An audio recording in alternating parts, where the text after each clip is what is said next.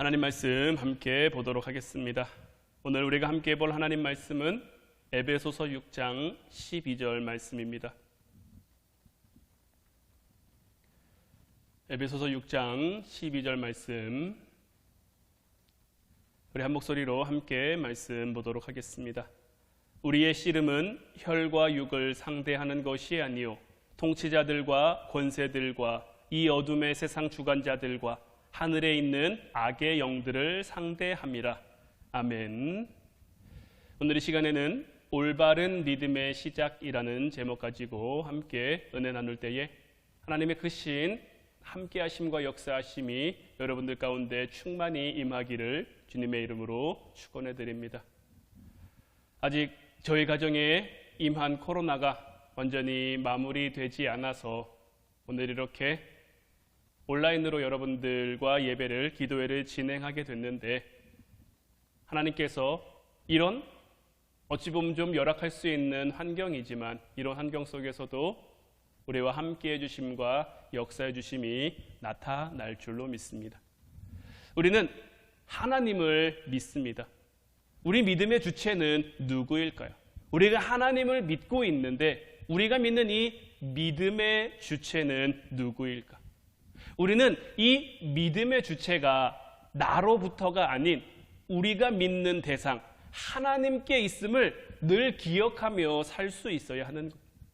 우리가 믿음으로 살아내는 우리 삶의 실제적인 영역에서 우리가 자주 범하는 흔한 실수가 있는데, 그것이 뭐냐? 우리가 하나님을 믿는다고 고백하면서 우리의 믿음을 믿는 대상이신 하나님께 두는 것이 아니라, 하나님을 의지하는 것이 아니라, 때로는 우리 감정에 의지하고 감정에 의존할 때가 참 많다라는 것. 그런데 우리가 좀 꽤 오래되기는 했습니다만은 지난 시간들을 통해서 우리가 이 감정에 대한 말씀을 함께 나눴을 때, 이 감정이라는 것이 늘 옳은 것에만 반응하는 것이 아니라 때로는 내게 좋은 것, 내 마음에, 내 뜻에, 내 생각에, 내 환경에 좋은 대로 얼마든지 반응할 수 있다라는 거죠. 그러니까 실제가 아닌 허상에도 얼마든지 반응할 수 있는 것이 우리의 감정인 거예요. 예를 들어서 여러분들이 똑같은 길을 환한 낮에 걸어가는 것과 앞이 잘 보이지 않을 정도로 캄캄한 밤에 걸어가는 것, 똑같은 길을 걸어가는 겁니다. 똑같은 길이에 뭐가 달라지지 않았어요. 그런데 낮에 걸어갈 때와 밤에 걸어갈 때 여러분들이 느끼는 감정이 어떻습니까? 낮에 걸어갈 때는 얼마든지 자신만만하게 신나게 걸어갈 수 있지만, 아무것도 잘 보이지 않는 그 밤에 걸어갈 때는 왠지 신경이 예민해지고 조심스러워지고 뭔가 나오지 않을까 하는 그런 긴장감과 답답함이 우리에게 들 때가 있는 거죠. 우리의 감정이라는 것은 이런 거예요. 실제에만 반응하는 것이 아니라 때로는 실제하지 않는 허상에도 얼마든지 반응할 수 있는 것. 우리가 신앙생활을 하고 있는데 여러분들의 믿음은 어떻습니까? 여러분들의 믿음에 혹 기복이 있지는 않으십니까? 여러분들의 믿음이 견고히 잘 세워지는 것 같을 때도 있고, 때로는 여러분들의 믿음이 바닥을 치는 것 같고, 심하면 아예 믿음이 없어서 내가 구원받은 하나님의 사람이 맞나 하는 그 구원의 확신이 흔들릴 때가 있느냐라는 거죠. 그렇다면 여러분들의 믿음이 견고히 잘 세워지고 있다라고 여겨질 때는 언제고, 또 반대로 여러분들의 믿음이 바닥을 치는 것처럼 여겨질 때는 언제이십니까? 그때가 혹시 내가 뭔가를 해서 내 믿음이 견고히 잘 세워지는 것 같고, 아니면 혹 무언가를 하지 못해서 내가 잘 못해서 내 믿음이 바닥을 치는 것 같고, 혹시 여러분들이 느끼는 그 믿음의 어떤 견고함과 무너짐과 약함이 여러분들이 느끼고 살아가는 그 감정과 깊은 연관이 있지 않느냐 하는 거죠. 혹 기분이 좋거나 나쁜 내 느낌과 관련이 있지는 않느냐라는 것. 우리의 믿음이 때로는 지나치게 감정에 의존되어 있기 때문에 감정의 기복이 우리에게 오면 마찬가지로 믿음의 기복도 우리 안에 찾아오는 거예요. 하지만 믿음이라는 건요, 그냥 존재하는 거예요. 우리가 무언가를 했기 때문에 믿음이 강해지고 우리가 무언가를 하지 않았기 때문에 믿음이 약해지는 그러한 것이 아니다라는 거죠. 그럼에도 불구하고 우리의 믿음이 요동치는 것은 내가 느끼는 감정이 내 믿음이라고 착각할 때가 있기 때문인 거예요. 내가 느끼는 것이 전부라고, 내가 느끼는 것이 믿음이라고 생각하는 것은 우리 신앙생활에 굉장히 위험한 요소예요. 우리를 유혹하는 사단에게는 진리를 뒤집을 수 있는 능력은 없어요. 진리는 진리로서 존재합니다. 사단이 하나님의 말씀을 바꿀 힘은 없어요. 하나님의 말씀을 뒤엎을 능력은 없어요. 단지 하나님의 말씀이 우리의 삶 가운데 드러나지 못하도록, 말씀이 우리 가운데 온전한 힘과 능력을 발하지 못하도록 우리의 눈과 귀를 교묘히 가릴 수는 있는 거죠. 우리 스스로 진리 가운데 거하고 진리 가운데 살아가야 하는데 진리가 진리처럼 느껴지지 못하도록 우리의 마음, 우리의 생각, 우리의 감정을 이리저리 뒤흔들 수 있는 것. 사단이 우리를 공격하는 가장 큰 대상은 뭐냐? 바로 우리의 감정이라는 것.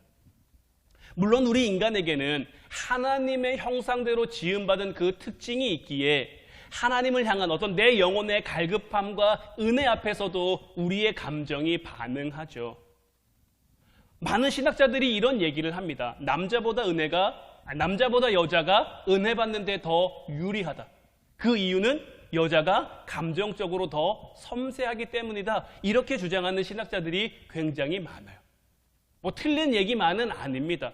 하나님 앞에 우리가 온전히 나아가고 싶은 그 갈급함과 그 감정의 어떤 부분들이 남자보다는 여자들이 훨씬 더 잘 나타나기, 눈물도 잘 흘리고 감정의 어떤 그런 변화도 많고, 그렇기에 여자들이 감정적으로 하나님 앞에 더 잘 나아갈 수 있을지 모르지만, 하지만 앞에서 말씀드린 것처럼 항상 우리가 가지고 있는 감정이 올바르게만 반응하는 것이 아니기에 이 감정을 앞세운 믿음과 감정을 앞세운 신앙은 굉장히 우리의 삶에 불안 요소가 될 수밖에 없는 거죠.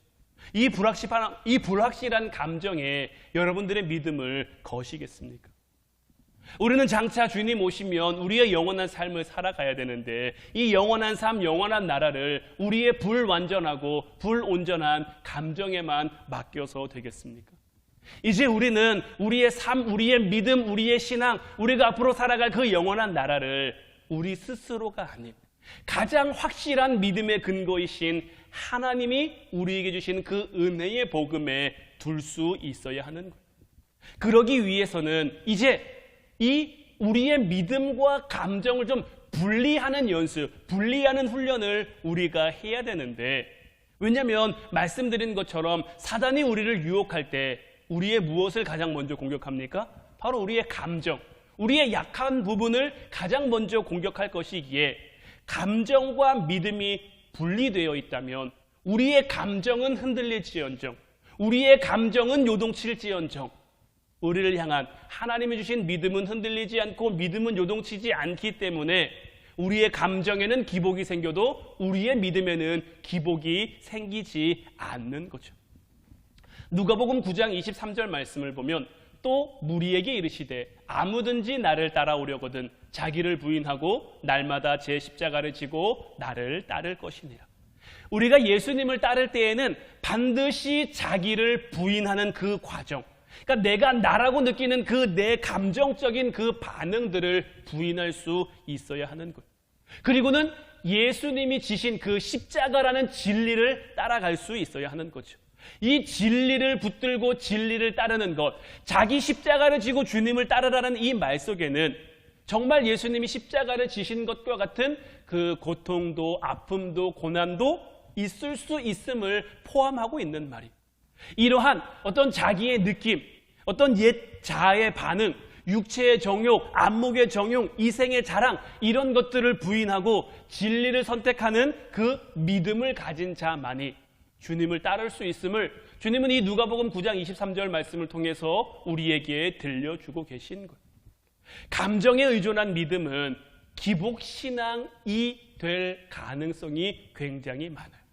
예수님 믿고 축복받을 때는 좋다가, 예수님 믿고 잘 될 때는 좋다가, 신날 때는 좋다가, 편안할 때는 좋다가, 예수님을 믿고 있음에도 불구하고 무언가가 잘 안 되고 무언가가 잘 안 풀리고 때로는 고난의 순간을, 때로는 아픔의 과정을 지나갈 때는 내 감정이 요동치듯이 믿음도 요동치게 되는 거예요. 하지만 예수님께서는 우리 믿음의 삶이 이런 삶이라고는 한 번도 말씀한 적이 없으세요. 오늘 본문 말씀 우리가 다시 보면 우리의 씨름은 혈과 육을 상대하는 것이 아니요 통치자들과 권세들과 이 어둠의 세상 주관자들과 하늘에 있는 악의 영들을 상대함이라 라고 했어요. 우리가 믿음으로 삶을 살아간다는 것은 굉장히 치열한 삶이에요. 이 땅은 전쟁터입니다. 우리는 늘 영적 전쟁터를 살아가고 있는 거예요.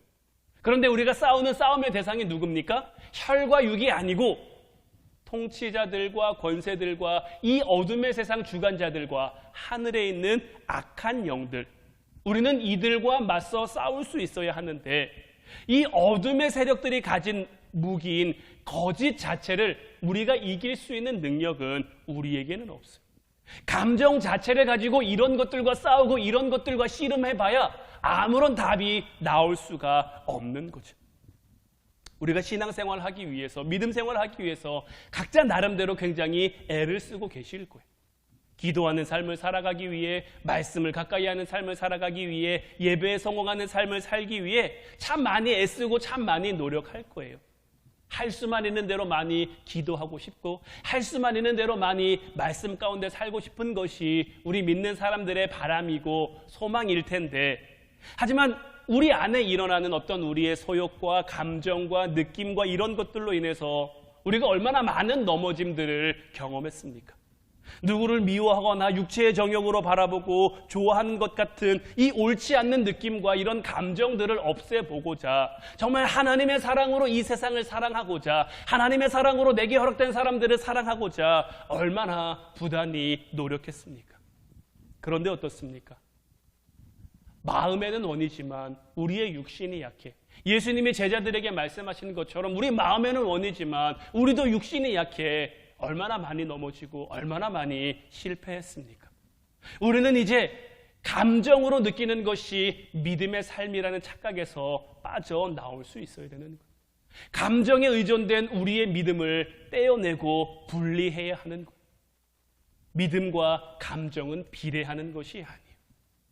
설교 처음에 말씀드린 것처럼 우리가 믿는 믿음의 재상은 오직 하나님이시죠. 우리 하나님 어떤 분이십니까? 무한하시고 전능하시고 전지하시고 모든 것 가운데 가장 뛰어나신 분이고 무엇보다 실제 하시는 하나님이시죠. 우리는 하나님이 우리에게 하나님을 알려주시는 만큼밖에 알 수가 없어요. 유한한 존재인 우리가 무한한 존재이신 하나님을 어찌 다 알 수 있겠습니까? 우리가 보는 것이, 우리가 아는 것이, 우리가 알게 된 것이, 우리가 경험한 것이 하나님의 전부라고 말할 수 있습니까? 만약 우리가 우리의 지식이나 경험이나 이런 것들로 하나님을 다 알 수 있다면 그것은 하나님의 무한하심과 하나님의 완전하심을 제한하는 것밖에 안 되는 거죠. 우리의 어떤 지식이나 경험에 제한받으실 하나님도 아니시지만 우리가 그런 걸로 하나님을 제한한다면 우리는 하나님의 무한하신 능력을 경험할 수 없게 되는 거예요. 시편 46편 10절 말씀을 보면 이르시기를 너희는 가만히 있어 내가 하나님됨을 알지어다. 내가 문나라 중에서 높임을 받으리라. 내가 세계 중에서 높임을 받으리라 하시도다. 하나님의 하나님 되심은 우리가 애써 하나님의 하나님 되심을 알리지 않아도 하나님이 우리에게 보여주시는 것만으로도, 하나님이 우리에게 나타내시는 것만으로도 얼마든지, 따라서 우리는 하나님이 우리에게 하나님을 보여주시고 하나님을 알려주시고 이러한 것들을 그대로 받을 준비를 하고 있어야 하는 거예요. 무한하시고 전능하신 그 하나님을 알아가는 우리의 믿음, 이 믿음은 우리가 알고 있는 상식, 우리가 지금까지 해왔던 그 경험들을 훌쩍 뛰어넘는 그러한 것들인 거예요. 처녀인 마리아에게 천사가 나타났죠. 그리고는 마리아에게 복된 소식이라며 알려준 소식이 무엇입니까? 너를 통해서 하나님의 아들인 예수님이 태어날 것이다. 마리아는 결혼한 몸이 아니었죠. 결혼할 몸이었고 아직 남자를 가까이 하지 않은 그러한 몸이었단 말이에요. 마리아의 상식으로, 마리아의 경험으로 마리아를 통해서 예수님이 태어나는 것이 이해될 수 있을까요? 마리아가 묻죠. 어찌 이런 일이 일어날 수 있겠습니까? 그런데 하나님께서는 마리아에게 이만저만해서 이렇게 된 거고 이만저만해서 이렇게 된 거고 그러니까 너는 이해해야 되고 너는 받아들여야 되고, 하나님은 마리아에게 구구절절 설명하시는 게 아니에요. 그냥 하나님의 말씀이 너를 통해 이루어질 것이다 이렇게 선포하고 이렇게 선언하는 걸로 끝나는 거예요. 그러자 마리아가 어떻게 합니까? 누가복음 1장 38절 말씀 보면 마리아가 이르되 주의 여종이오니 말씀대로 내게 이루어지이다 하며 천사가 떠나가리라. 마리아를 이해시키기 위한 천사의 설명은 없었어요. 하나님의 친절하심은 없었어요. 그냥 마리아에게 나타나는 일은 하나님의 전능하심이었고요. 마리아의 생각으로, 마리아의 상식으로 도무지 납득하고 도무지 받아들일 수 없는, 어찌 처녀가 아기를 낳습니까? 남자를 가까이 하지 않은 이 여인이 어찌 아이를 낳을 수 있습니까? 마리아의 상식과 마리아의 경험으로는 도무지 이해할 수 없는 그러한 부분이었지만 마리아는 그저 믿은 거예요. 하나님이 주신 그 믿음 가지고 하나님의 말씀이 그대로 이루어질 것을 믿은 거죠. 그러니 그 믿음을 통해 하나님의 역사가 나타날 수 있었던 거예요. 마리아의 상식과 마리아의 경험을 뛰어넘는 놀라운 하나님의 역사하심과 놀라운 하나님의 함께하심이 마리아를 통해 나타날 수 있었던 거죠. 성경을 보면 우리 믿음의 조상들은 이와 같은 삶을 산 거예요. 하나님께서는 늘 그들에게 상식과 이해를 뛰어넘는 그 하나님의 전능하심과 하나님의 놀라우심을 알려주셨고, 그런 하나님을 믿는 자들을 통해서 하나님은 역사하셨고 하나님의 일을 이루어 오셨음을 우리는 볼 수 있고 깨달을 수 있어야 하는 거예요. 우리가 잘 아는 아브라함의 삶은 어떻습니까? 아브라함이 75세 됐을 때 하나님이 아브라함에게 나타나셔서 내가 너에게 자식을 줄 것이다. 내가 너로 많은 민족, 여러 민족의 아버지가 되게 할 것이다. 그런데 어떻습니까? 아브라함이 사라가 도저히 아이를 낳을 수 없는 그 상황이 될 때까지 시간을 끌고 또 끌고 또 끌고, 그래서 결국 100세가 될 때까지 하나님께서는 그에게 자녀를 주지 않았어요. 그러다가 하나님께서 자녀를 주셨죠. 로마서 4장 18절로 22절까지 말씀을 보면 아브라함이 바랄 수 없는 중에 바라고 믿었으니 이는 내 후손이 이같으리라 하신 말씀대로 많은 민족의 조상이 되게 하려 하심이라. 그가 100세나 되어 자기 몸이 죽은 것 같고 사라의 태가 죽은 것 같음을 알고도 믿음이 약하여지지 아니하고 믿음이 없어 하나님의 약속을 의심하지 않고 믿음으로 견고하여져서 하나님께 영광을 돌리며 약속하신 그것을 또한 능히 이루실 줄을 확신하였으니 그러므로 그것이 그에게 의로 여겨졌느니라. 아브라함의 상식으로, 아브라함의 경험으로 100세나 된 자기가 자식을 낳을 능력이 있습니까? 자기가 자식을 낳을 수 있습니까? 이미 사라의 태가 끊어졌어요. 더 이상 아이를 낳을 수 있는 그러한 몸이 아니에요. 그런데 말씀을 보면 믿음이 없어 하나님의 약속을 의심하지 않았다라는 거죠. 그의 생각으로는, 그의 상식으로는, 그의 경험으로는 도무지 하나님의 말씀을 이해할 수 없죠. 하지만 이해를 넘어 역사하시는 그 하나님을 믿으니까 그 믿음으로 견고해져서 그 믿음으로 하나님께 영광을 돌리며 믿음으로 하나님의 약속하신 그것을 이루는 삶을 산 거죠. 여기뿐만이 아니죠. 하나님께서 100세의 아브라함에게 이삭을 주셨어요. 그런데 그 아들 이삭을 나에게 바치라. 모리아 지역의 한 산으로 가서 나에게 제물로 바치라라고 하나님이 말씀하시는 거예요. 아브라함의 입장에서는 얼마나 청천벽력 같은 소리일까요? 자기에게 정말 귀한 아들, 자기에게 정말 소중한 아들, 물론 100세에 얻은 소중함도 있겠지만 하나님이 자기에게 주신 약속의 증표잖아요. 하나님의 함께하심의 증표. 그런데 하나님이 이것을 그냥 거두어 가시겠다라는 거예요. 그런데 어떻습니까? 아브라함은 이마저도 믿는 거예요. 히브리서 11장 19절 말씀을 보면 그가 하나님이 능히 이삭을 죽은 자 가운데서 다시 살리실 줄로 생각하신지라. 비유컨대 그를 죽은 자 가운데서 도로 받은 것이니라. 그를 죽은 자 가운데서 도로 받았다라는 것은 뭡니까?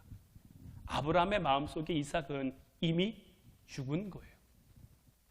하나님이 막으셔서 가까스로 그를 찌르는 누를 범하지는 않았지만 이미 그의 마음속에는 이삭을 찌른 거예요. 이삭을 하나님 앞에 드린 거예요.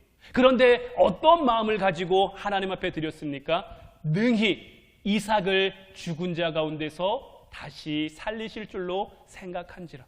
왜요? 하나님이 아브라함에게 주신 약속이 무엇입니까? 이삭을 통해 하나님이 그에게 약속하신 모든 것들을 이루어 가시겠다라는 거죠. 그렇기에 내 생각을 뛰어넘지만, 내 상식을 뛰어넘지만, 내 경험을 뛰어넘지만 아브라함은 믿은 거죠. 능히 하나님이시니 하실 수 있는 그 믿음 가운데 살아간 것. 이처럼 하나님은 우리의 이해나 우리의 상식 가운데 머물러 있는 그런 분이 아니에요. 우리를 무한한 하나님의 자리, 하나님의 일하심, 하나님의 역사하심의 그 순간들로 우리를 부르고 계신데 무엇이 이것을 막습니까? 우리의 생각, 우리의 경험, 우리가 가지고 있는 느낌과 감정들이 자꾸 이런 것들을 막고 멈추게 하는 거죠. 이제 정말 여러분들이 가지고 있는 그 상식이나 이해 범위 안으로 여러분들의 믿음을 제한하지 않기를 주님의 이름으로 축원해 드립니다. 우리가 하나님을 더욱 깊이 알아가고 싶고 우리의 믿음이 더욱 견고해지기를 여러분들이 소망한다면 우리가 가지고 있는 상식이나 우리가 가지고 있는 어떤 개념들은 그냥 주님 앞에 다 내려놓는 거예요.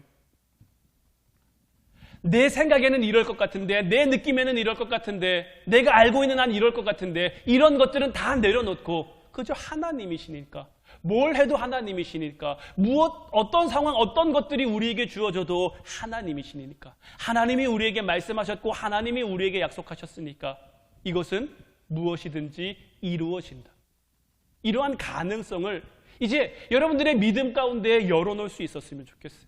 그러면 하나님께서는 하나님의 함께하심과 하나님의 역사하심과 하나님의 뜻을 우리에게 보여주실 줄로 믿어요.